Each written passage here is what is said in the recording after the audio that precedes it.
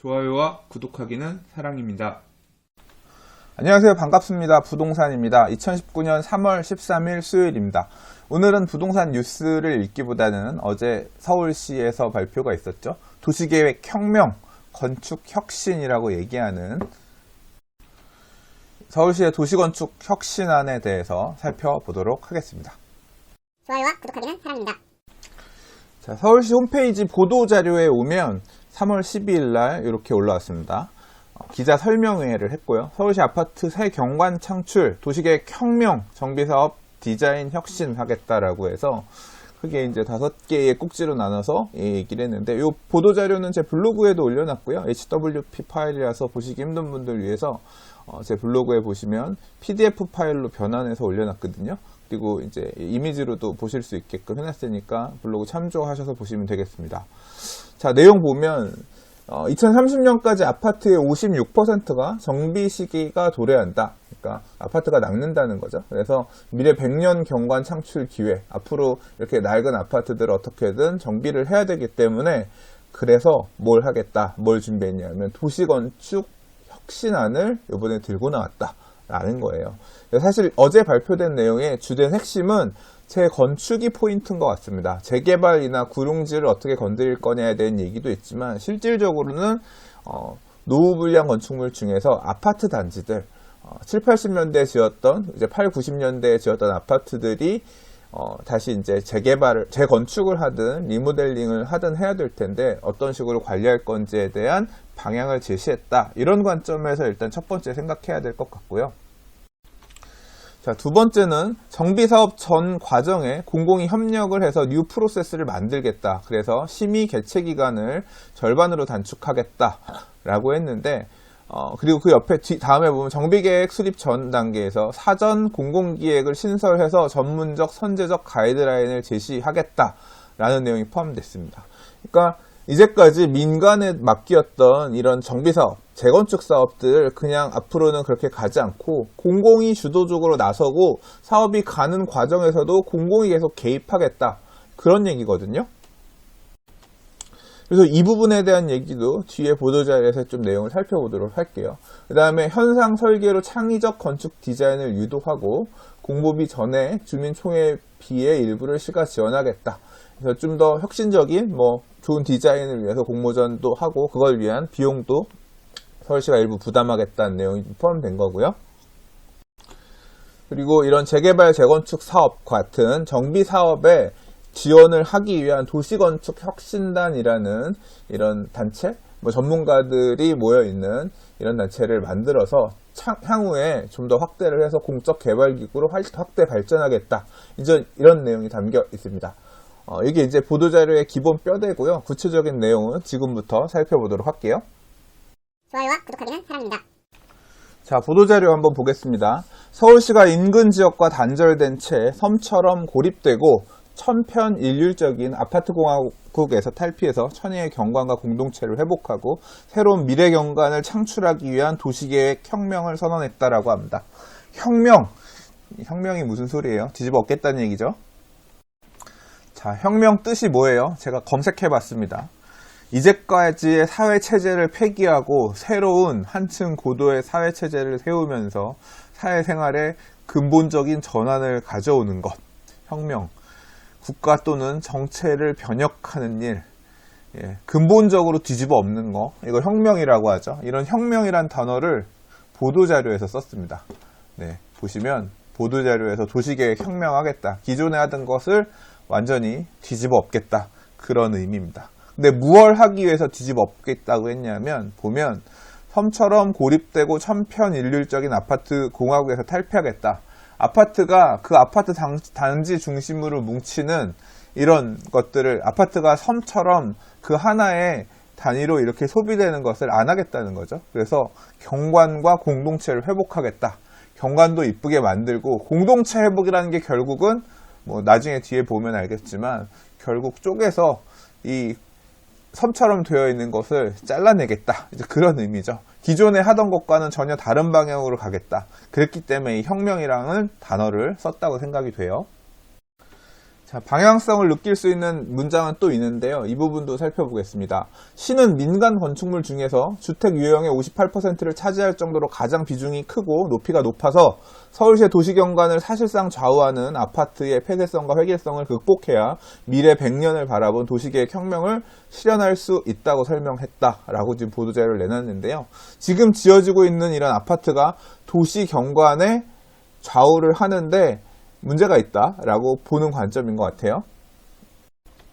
서울시는 박원순 시장 취임 후로 100년 도시계획을 목표로 고도성장기 주택, 인프라 대량 공급과 무분별한 개발이 이뤄지면서 멸실된 공동체 문화, 고층 건물로 가려진 산과 강, 훼손된 역사자원을 회복하기 위해 서울 전체 지역 단위별 공간관리의 기준과 원칙을 지속적으로 마련해 왔는데, 그래서 100년 도시계획 추진 로드맵, 최상위 법정 도시계획인 2030 서울 플랜, 도시계획 헌장, 2030 서울 생활권 계획 등으로 이번에 발표하는 도시건축 혁신안도 그 기반 위에 마련이 됐다.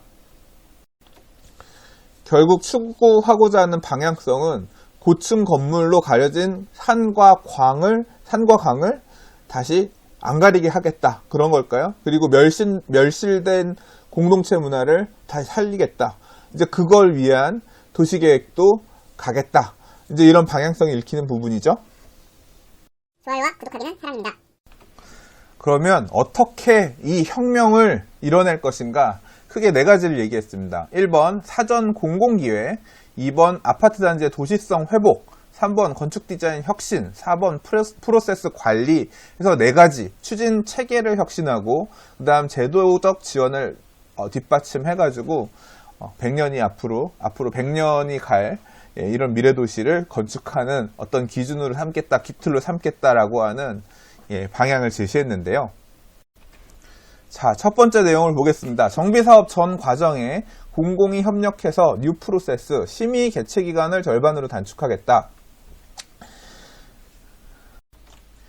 애초에 정비 계획, 이 동네에 아파트를 재건축할 때 재건축하기 위한 계획을 어떻게 수립할지, 이 동네 재개발을 할 때 어떻게 할 건지에 대한 정비계획을 어떻게 수립할지를 민간이 해갖고 오면 도시계획위원회에서 이건 돼요 안 돼요 보류하고 다시 해갖고 오세요 이렇게 나가기보다는 아예 그냥 적극적으로 공공이 사전에 기획하는 단계에서부터 자문하고 협력하면서 그렇게 해갖고 오시면 우리 도시계획위원회에서 빠꾸 먹을 거니까 그렇게 하지 말고 이렇게 가져가시면 됩니다를 사전에 접근해서 결정하겠다는 거죠. 그래서 심의기간도 3회에서 1회로 단축시키고 기간도 20개월에서 10개월로 축소하겠다라고 하는 게 목표라고 합니다. 자, 이러한 정비계획을 수립하기 전에 사전 공공기획이 들어가면서 개입되면서 전문적이고 선제적인 가이드라인을 제시하겠다.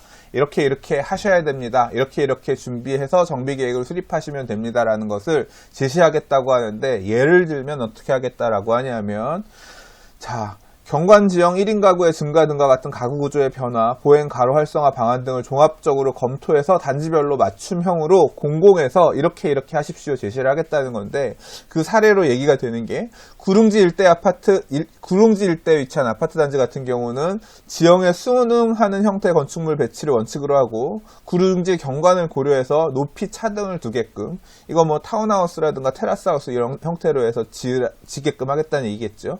그 다음 역세권 등 대중교통 중심지에 위치한 단지는 상업, 업무, 주거가 결합되도록 하고 지하철역 끼고 이런 데들은 주상복합 형태로 계획하게끔 이렇게 제시하겠다는 거죠. 그리고 생활 가로변과 맞닿은 아파트는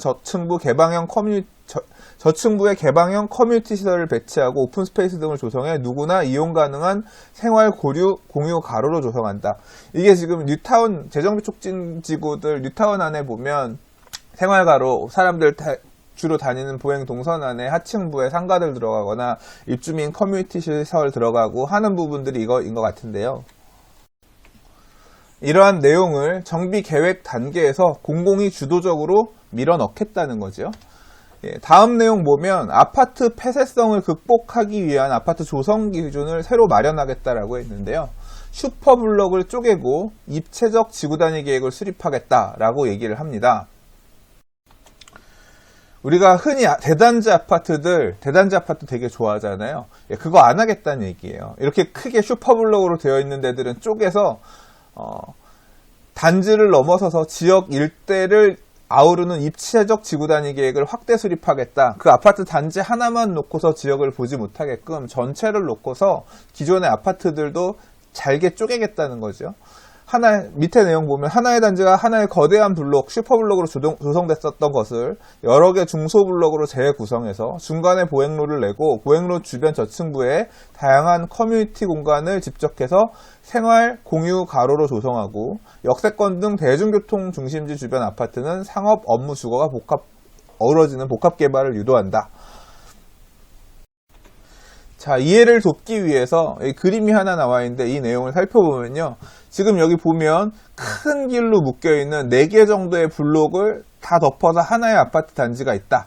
이게 이제 여기서 얘기하는 슈퍼블록이겠죠. 이 슈퍼블록을 해체해서 4개의 블록으로 나뉘고 아파트 단지를 자르는 쪽에는 이 길들을 늘려가지고 만들어지는 이 길은 밖에 개방이 되게 되니까 아파트 단지가 열리게 되는 거죠. 그래서 중소블록으로 재구성하겠다. 그리고 거기에 만들어지는 생활 공유 가로를 조성한다. 이렇게 만들어지는 도로에 대한 커뮤니티 시설이라든가 상가들이라든가 이런 걸 놓고 이걸 외부에 열겠다는 거죠. 아파트 단지 주민들만 이용하는 공간이 되는 게 아니라 외부의 사람들도 활용할 수 있게끔 열겠다는 거죠. 그리고 이렇게 만들어지는 지역 중에서 뭐 교차로라든가 지하철역이 있는 역세권 주변에 있는 블록 같은 경우는 역세권의 위치의 특성을 고려해서 역세권 연접 블록은 복합 용도로 상업, 업무, 주거가 복합된 주상복합 형태로 개발하게끔 이런 내용을 포함해서 지구 단위 계획을 크게 밑그림을 그리고 가겠다라는 게 지금 일단 아파트, 사실 지금 이 큰 슈퍼블록 아파트 단지라고 하는 거는 재건축 아파트들 중에서 해당되는 데들이 있잖아요. 이제까지 뭐 잠실주공 5단지나 대치동 음마아파트나 이런 데서 있었던 그 갈등 문제가 사실은 바로 이 얘기인 것 같습니다. 그런 식으로 끌고 가겠다. 이게 서울시가 앞으로 100년을 바라보고 생각하고 있는 도시계획의 방향성이다라는 걸 알 수가 있는 거죠. 자, 이 입체적 지구단위 계획 예시로 소개된 이 지역은 도곡동, 개포동, 대치동 라인이 있는 그쪽인 것 같은데요. 보시면 그러한 형태로 녹지축을 연결한다거나 도로를 연결한다든가 하면서 단지 이 전체를 놓고 밑그림을 그려서 그 내용에 따라서 그 큰 밑그림 지구단위 계획에 순응하는 형태로 각 단지들, 아파트들의 재건축 계획을 세우겠다. 재건축을 할 수 있도록 정비 계획을 세우게끔 하겠다. 이제 그런 방향으로 이해할 수 있을 것 같습니다. 그리고 이 디자인 서울 얘기는 오세훈 시장 시절부터 계속 얘기가 나오는데요. 획일화된 아파트 단지 디자인을 하지 않기 위해서 창의적 건축 디자인을 유도하기 위해서 이제 공모제도를 현상 설계 공모제도를 활용하고 그 비용도 서울시가 일부 지원할 수 있게끔 한다고 했고요. 특별 건축구역 지정을 병행해서 연면적 20% 이상 특화 디자인 설계를 통해서 창의적 건축 디자인 효과를 극대화할 수 있도록 필요하다면 공공 건축가가 자문 등을 통해 참여할 수 있도록 지원한다고 하고 있습니다. 그리고 아파트 정비사업 전 과정을 전문적으로 지원할 전담 조직인 도시건축혁신단을 하반기에 신설해서 도시계획위원회 등 정비사업 관련 위원회 위원 중 50명 내외로 공공기획자문단도 구성하고 향후 서울시 관련 기능 조직을 모두 통합해서 싱가포르 URA처럼 서울시 도시건축 전 사업을 관할하는 공적 개발기구로 확대 발전시킨다고 합니다. 이와 같은 서울시 도시건축혁신안은 일단 언제부터 시행하냐면 올 상반기 2019년 상반기에 도시건축혁신 방침 수립하고요. 이건 아니니까. 그 다음에 시범사업 4개소 4월 정도에 발표할 거라고 했는데 조금 늦을 수도 있겠죠. 시범사업도 추진하고 그 다음에 이에 따른 조직 개편도 하고요. 2019년 하반기에는 관련 제도 개정 추진해서 시범사업 지정했던 거 외에 더 확대 지정하게 되고 이렇게 해서 2020년부터 본격적으로 간다. 이렇게 지금 얘기를 하고 있는데요. 좋아요와 구독하기는 사랑입니다. 자, 지금부터는 제 생각에 대한 얘기입니다. 보시면 알겠지만 아파트 새 경관 창출이라 그랬잖아요. 그래서 이번 발표는 사실 재개발 구역에 대한 얘기보다는 재건축 아파트, 기존에 앞으로 재건축을 추진하거나 리모델링을 추진하거나 해야 될 이런 아파트들을 어떻게 관리하겠다, 아파트들을 이런 식으로 관리해 나가겠다라고 하는 공공의 선제적인 한방, 선방이 아니겠느냐 이렇게 생각이 돼요. 자, 어떻게 보면 공공이 생각하고 있는 도시의 방향과 민간이 생각하고 있는 도시의 방향에 대한 갈등, 이런 부분이 충돌할 수밖에 없는 그런 사안을 본격적으로 짚었다 이렇게 생각이 됩니다. 이제까지 정비사업들, 특히 이제 아파트 재건축에서 문제가 됐던 것들이 그런 거거든요. 우리 아파트 단지는 대단지 아파트라서 재건축이 끝나고 나면 굉장히 좋은 아파트가 될 거라고 생각하는데, 정비계획을 수립하려고 서울시에 갖고 올라갔더니 도시계획위원회에서는 이 아파트 단지 안에 단지를 관통하는 도로 큰 걸 하나 내서 그 도로를 밖에 개방하세요. 그렇게 하는 형태로 정비계획안을 바꿔 갖고 오세요라고 수정하라고 시키는 거죠. 그러면 아파트 소유자들, 재건축을 추진하고 있는 추진위에서는 아니 무슨 소리냐, 우리는 이 안에 이 도로를 이렇게 잘라서 아파트를 반동강 내고 싶지 않다. 우리는 이 아파트를 하나의 단지로 생각해서 이 단지가 살기 좋게끔 유기적금 이렇게 계획을 하고 싶다 라고 얘기를 하면, 아니다, 우리 도시계획위원회에서는 그렇게 정비계획을 허락해 줄 생각은 없다. 이게 이제 민간하고 공공에서 주도권 싸움도 아니죠. 공공에서 그렇게 해야 그러한 정비계획을 받아주겠다라고 하는 거니까, 그러니까 사업이 다음 단계로 못 넘어가고 있는 거죠. 근데 인허가권은 결국 서울시장이 들고 있는 거기 때문에 그게 안 되면 넘어가지 못하는 거예요.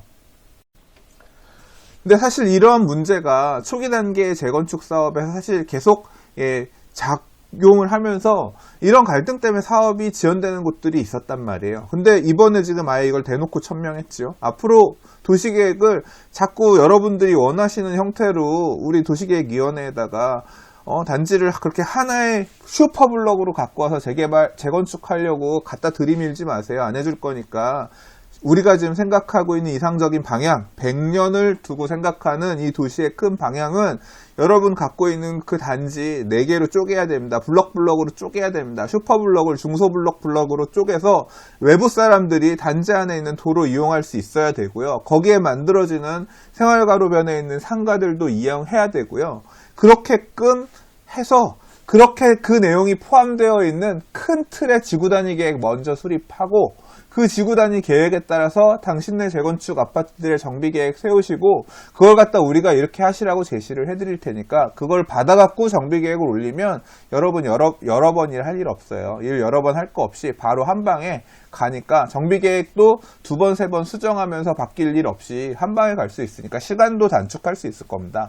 그러니까 공공이 주도적으로 정비 사업에 참여해서, 재개발 재건축 사업에 참여해서 가야 될 방향성을 제시하겠다. 니들은 우리 따라오면 된다, 이런 거죠.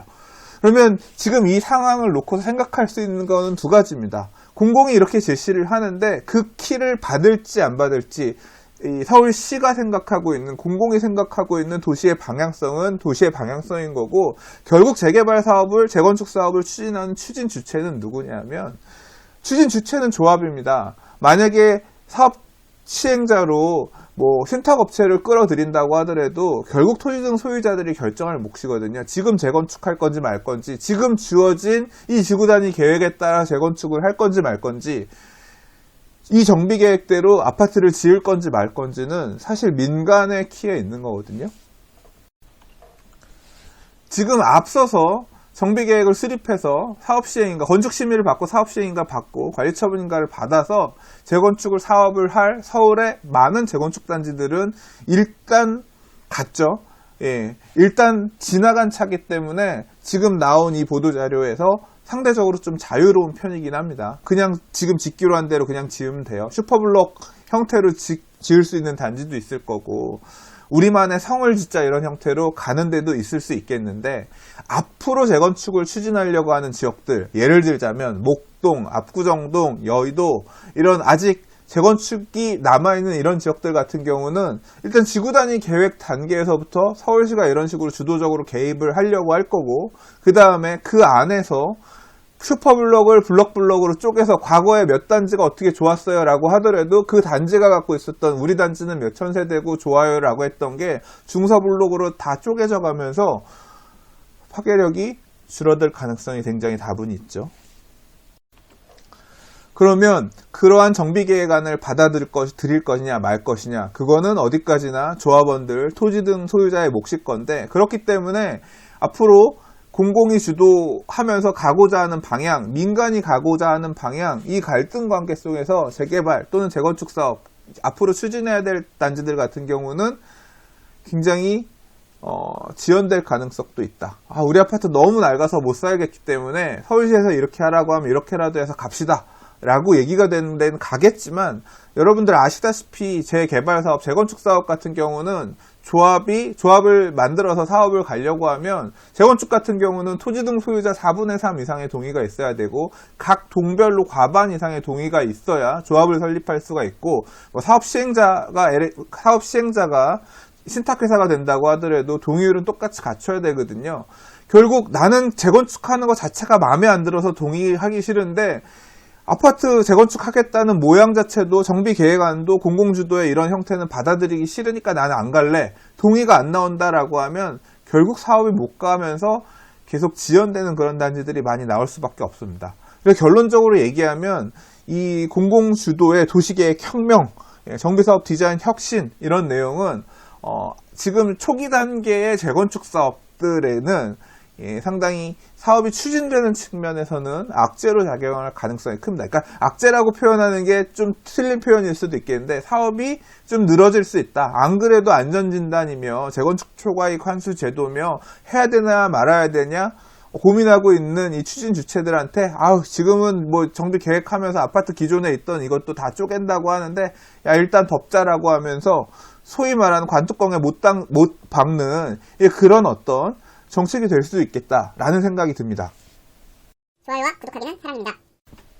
자, 또 하나의 걱정은 이런 정비 계획 단계가 아니라 이미 사업이 관리처분 인가 단계까지 거의 갔고, 과거에 사업 시행 인가까지 다 받았지만 관리처분 인가 받고 설계 변경이나 내용을 바꿔서 다시 가려고 하는 이런 재개발 구역 또는 재건축 구역에도 지금 서울시가 생각하고 있는 이 도시계획 혁명이라고 하는 이 내용이, 이 개념이 강제될 것이냐, 이런 문제도 생각을 해봐야 됩니다. 왜냐하면 만약에 강제가 된다라고 하면 기존에 설계했던 건축 심의한 내용들이 다 부정되면서 새로 새 판을 짜야 되는 거잖아요. 이게 만약에 적용된다고 하면, 우리 설계 변경해가지고 이렇게 가려고 했어요 라고 했던 데들이 이제 선택을 할 수 있는 건 뭐냐면, 그냥 바꾸지 말고 과거에 했던 안대로 우리 그냥 사업시행인가 받았던 내용대로 관리처분 한 내용 그대로 가지고 그냥 바로 지읍시다.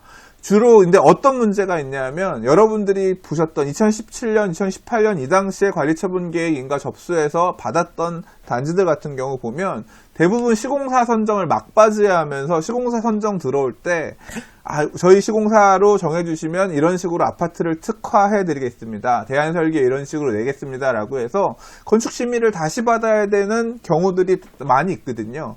근데 그때 이제 시공사 선정할 때 봤던 그림은 엄청나게 삐까뻔쩍한 건설회사가 제시한 이런 식의 설계 변경안, 특화안이었는데, 실제로 사업시행 인가받은 안은 우리가 봤던 그 그림이 아니라 이전에 좀 밋밋한 그런 사업시행안, 건축 심의 받았던 안이 대부분이거든요. 그래서 사실 설계 변경이 돼야 건축 심의 다시 받고 사업시행 변경 인가를 받아야 이 삐까뻔쩍한 그런 모양대로 지을 수가 있는데, 그렇게 삐까뻔쩍한 안으로 설계 변경을 하려고 봤더니 지금 얘기한 도시계획 혁명이니 뭐니 이 내용에 따라서 이거 받아서 다시 심의 받으셔야 됩니다 라고 하면 완전 대빠꾸 하는 거고 헛일하는 게 되는 거기 때문에, 괜히 혹 데려갔다가 혹 붙이러 오는 격이 사실 될 수도 있단 말이에요.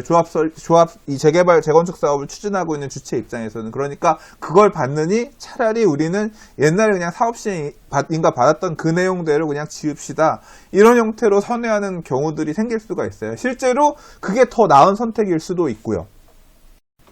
자, 그래서 서울시가 이번에 발표한 도시계획 혁신안이 어느 단지들, 말 그대로 앞으로 정비계획을 최초로 수립해야 되는 정말 초기 단계의 정비사업들에만 적용이 되는 건지, 기존에 사업이 가던 데들에도 변경을 하게 되면 적용되게 되는 건지를 좀 추가적으로 확인을 해야 될 것 같아요. 이 내용은 저도 관심 있는 조합들, 사업들, 이 추진되는 데들은 어떻게 적용되는지는 추후에 조금 내용 확인해서 정리를 해서 올려드리도록 하겠습니다.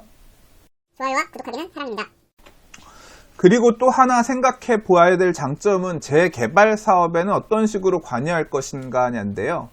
자, 이 재개발은 아시겠지만 서울시가 박원순 시장님이 오고 나서는 새로 신규로 정비구역 지정을 지정한 사례가 거의 없었습니다. 실질적으로 정비 계획을 새로 세웠다라기보단 과거에 뉴타운이나 재정비 촉진지구였던 곳에 이 기존의 기본 계획은 있었지만 노후 불량 건축물이나 이런 게 부족해서 존치 정비 또는 존치 관리 구역으로 유지되던 게 이제 박원순 시장님 되고 나서 추후에 구역 지정 요건을 갖추면서 재개발 구역으로 정비 계획을 수립한 데들이 일부 있습니다. 2012년, 2013년, 14년 이런 때에 그렇게 추후에 늦게 된 데들이 있지만 아예 생짜로 박원순 시장님 이후에 새로 정비 계획을 기본 계획을 수립해가면서 재개발 구역으로 추가시킨 데들은 굉장히 제한적이고 사실상 없다시피 하다고 할 수 있거든요.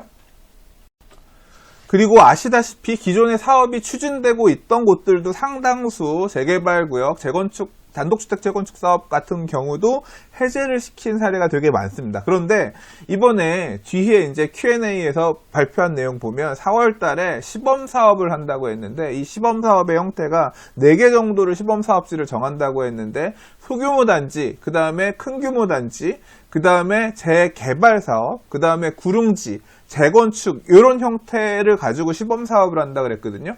재개발에도 이 도시계획 혁명, 디자인 혁명, 이 혁신을 넣겠다라는 내용이 있고 구릉지도 지형에 수능한 이런 형태의 시범 사업을 하겠다는 내용이 포함되어 있기 때문에 이게 지금 재개발 사업에도 이런 형태로 정비 계획을 수립할 때 공공주도적으로 가는 데가 나오겠다는 얘기겠구나, 얘기일 수 있는가, 이제 이 부분이 사실 의문점 또는 관심사로 떠올랐어요. 만약에 서울시가 기존에 추진해왔던 재개발 사업에 보고 있던 이런 트렌드 관점에서 돌아서서 새로 정비 계획을 수립해가면서 신규 재개발 구역들을 앞으로 이런 식으로 지정하겠다는 의미인 건지가 사실 물음표인데요. 이 시범 사업이라고 하는 거는 기존의 기본 계획이 수립되었던 재개발을 하려고 했었던 지역에 지금부터 공공이 주도적으로 관여해서 정비 계획을 수립하는 그런 지역이 있을 수도 있겠고요. 실제로 기본 계획은 수립되었지만 사업이 안 갔던, 해제를 할까 말까 고민하다가 지금 재추진하고 있는 재개발 구역들이 서울 안에 있습니다. 이런 데를 건드리겠다는 의미인 건지, 아니면 아무것도 없었던, 지금 재개발 추진을 하겠다라고 하는, 또는 재개발이 갔다가 멈춰섰다가 재추진하는 이런 구역들이 서울시 안에 있단 말이에요. 이런 데에 공공이 주도적으로 들어가서 정비 계획을 마찬가지로 정비 계획부터 참여를 해가지고 재개발 사업을 활성화하겠다, 이런 의미일 건지, 이건 사실 좀 더 이 시범 사업이 어느 지역으로 지정되느냐에 따라서 살펴봐야 될 것 같습니다. 근데 그와는 별개로 2025 도시 정비 주거환경 기본 계획에 따른 재개발 구역의 구역 지정 요건, 정비 계획 수립 요건은 과거에 비해서 굉장히 까다로웠습니다. 2004년에 처음 수립했던 2010 도시 주거환경 정비 기본 계획보다 훨씬 어려워졌거든요. 사실 그래서 2025에 따른 재개발 구역 지정 나오는 데들이 어느 정도 주택이 열악하고 어느 정도 주민의 열의가 있고 이제 어떤 기준으로 해서 구역 지정 받을 건지를 지금 사실 유심히 저도 보고 있는 상황인 건데, 아무튼 그래서 서울시가 기존에 기본 계획 있던 데들을 공공주도의 정비 계획 수립으로 갈 건지, 아니면 아무것도 없던 데를 신규 재개발 구역 지정 이런 식으로 갈 건지에 따라서 앞으로 서울시가 재개발 사업에도 다시 활성화하려고 나오는 거냐 아니냐, 이것들은 조금 지켜볼 필요가 있습니다. 개인적인 생각은 아마 후자 쪽은 아닐 것 같다. 다시 말해서 재개발 사업에 적극적으로 하려고 하면서 이런 내용을 나타낸 건 아닌 것 같다. 왜냐하면 보도자료에도 보면 서울시 새 아파트 경관 창출이라고 해서 아파트란 부분을 얘기를 했고, 첫머리에서도 2030년까지 아파트의 56%가 정비 시기에 도래를 했고, 그걸 위해서 지금 준비했다, 이런 얘기가 있기 때문에 재개발 쪽에 포인트를 맞춰서 나온 보도자료는 개인적으로는 아니라고 생각합니다. 그러나 구릉지에 대한 얘기도 있고 재개발구역 안에서도 시범 사업을 한다, 이런 얘기가 있기 때문에 추후에 어떤 식으로 나올지 현장 사례를 놓고 검토해보고 고민해볼 필요는 있다. 그런 내용으로 좀 생각해볼 이슈가 있다라고 정리할 수 있겠습니다. 좋아요와 구독하기는 사랑입니다. 얼마 전에 국토부에서 발표한 올해 업무 계획에 보면 임대아파트 비율을 늘릴 수 있도록 하는 이제 그런 내용이 포함이 되어 있었는데, 사실 서울시 안에서도 보면 역세권 개발처럼 이제 임대아파트 용적률을 많이 올려주면서 임대아파트 공급을 활성화하기 위해서 서울시 안에서도 지금 임대주택 공급을 많이 하려고 굉장히 노력을 하고 있잖아요. 이런 부분하고 맞물려 가지고 임대아파트를 많이 짓는 형태의 정비사업들, 역세권 개발, 재개발 사업, 도시환경 정비사업, 과거의 도시환경 정비사업 이런 데들을 추진하려는 움직임들이 또 생길 수 있을 것 같아요. 독바이역 주변에도 역세권 도시정비형 재개발 사업, 정비구역 지정 받은 사례가 있거든요. 이제 이러한 사례들 결국 임대아파트 많이 지어서 늘어난 용적률 서로 나눠먹게 하자 이제 이런 거거든요. 이런 형태로 가는 데들을 서울시가 유도하기 위해서 서울시가 앞으로 이제 맞물려 가지고 이 내용하고 맞물려 가고 활성화하려고 하는 건지 그런 보관인지는 일단 또 마찬가지로 지켜봐야 될 것 같아요.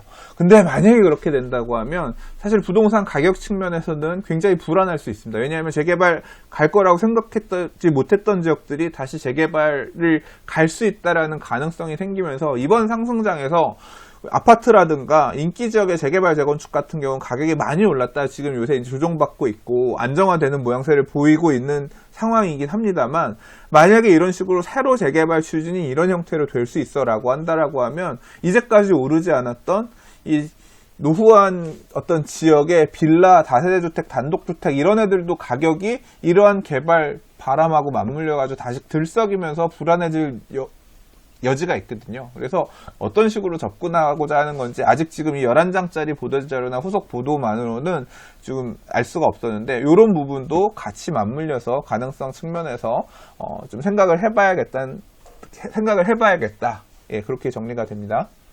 좋아요와 구독하기는 사랑입니다. 자, 여러분의 생각은 어떠십니까? 서울시가 발표한 이 도시계획 혁명, 진짜 혁명이고 혁신인가요? 사람에 따라서 지금 서울시가 발표한 이런 내용들이 공감이 가는 분, 잘했다라고 생각하는 분도 계실 거고 나는 받아들일 수 없다, 불만이다, 의견들이 다를 거라고 생각합니다. 그 의견을 받아들이는 민간이 어떻게 대응하느냐, 지금 이런 형태로는 나는 재개발이고 재건축이고 안 할래, 멈춰 설 건지 아니면 이런 형태로라도 해야지요 라고 할 건지에 따라서 앞으로 시장 향방은 공급 측면에서의 향방은 또 드러나겠죠. 만약에 이런 형태로는 안 가겠습니다. 만약에 초기 단계의 재개발 재건축 단지들 가려고 했던 데들이 이 공공이 주도하는 공공이 제안하는 이런 정비 계획을 받아들이지 않고 표류하고 멈춰선다고 하면 이 도심지 내의 주택 공급은 어느 시점 이후부터는 다시 공백 상태가 오는 그런 상황이 될 수도 있겠다. 그러면 결국은 지금 이 바뀌는 어떤 혁신안, 혁명안을 받아들이지 않고 앞서 진행했던 단지들이 새 아파트, 서울시 안에 공급된 새 아파트로 남으면서 그 희소 가치가 더 커질 수 있는 그런 상황도 올 수 있겠구나. 그런 가능성에 대해서도 생각하게 됩니다. 자, 지금 단계에서는 짧은 보도자료만 가지고 많은 것을 예단할 수는 없는 상황인 것 같고요. 앞으로 4월 달에 시범단지가 나온다 그랬는데 시범단지 선정한다고 했는데 조금 늦어질 수도 있겠죠. 경험적으로 보면 이제 좀 더 향방이 본격적으로 드러나고 이 안에 대한 모양새가 갖춰지고 후속 보도들 나오고 이제 관련된 내용들 아까 보셨던 것처럼 기존에 추진하고 있던 데들은 어떻게 적용될 거냐, 다시 심의 나올 경우에는 어떻게 받아들여질 거냐 등등 이런 내용 포함해서 추가적으로 부동산 TV에서 드릴 말씀 있거나 알게 된 내용들이 있으면 같이 이야기 나눠보도록 하겠습니다. 좋아요와 구독하기는 사랑입니다. 자, 오늘은 2019년 3월 12일 서울시에서 발표한 건축 혁신안에 대해서 살펴봤습니다. 어떻게 도움이 되셨나요? 도움이 되셨다면 좋아요, 구독하기 좀 부탁드리겠고요. 알람 설정 아직 안 하실 분 계시면 여기 알람 설정도 부탁드리겠습니다. 감사합니다. 부동산이었습니다.